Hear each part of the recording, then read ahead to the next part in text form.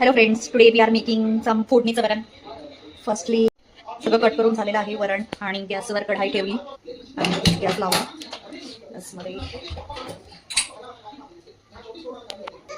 आणखीन थोडं तेल टाकून झालेलं आहे. ॲक्च्युली कढाई थोडी जुनी आहे त्यामुळे पण मला यामध्येच बनवायला आवडतं.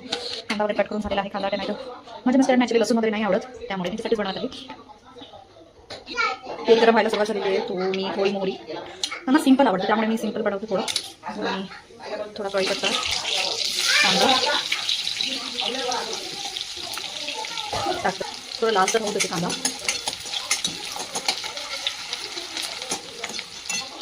कांदा लालसर झालेला आहे तर एका हाताने जमत नाही, त्याच्यामुळे टमाटर आणि मिरची टाकून घेतली. ती मिरची जास्त तिखट नाही आहे आणि थोडं टमाटर लवकर शिजण्यासाठी मी थोडं मीठ करीन. ॲक्च्युली वरणामध्ये मीठ टाकलेलं आहे मी.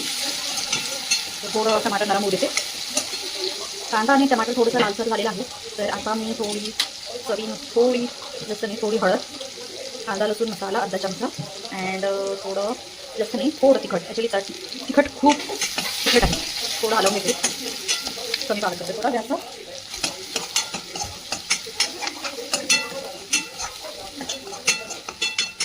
आणि त्यानंतर हे वरण सोडून देते.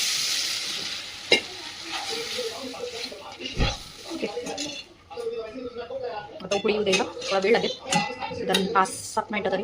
वरणाला उकळी यायला सुरुवात झाली होती तर मी गॅस कमी केला, बारीक केला अँड त्याच्यावर थोडं झाकण ठेवून दिलं.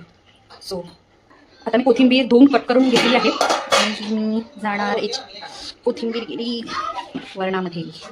मी मसाले वगैरे काही यूज करत नाही, जेवढं सिंपल तेवढं छान. थोडं हलवून घेते तर हे फोडणीचं वरण तयार आहे. सिंपल सोबत रात्रीचं जेवण सिंपल असावं असं माझं मत आहे. सो रेसिपी कशी वाटली ते मला नक्की सांगा.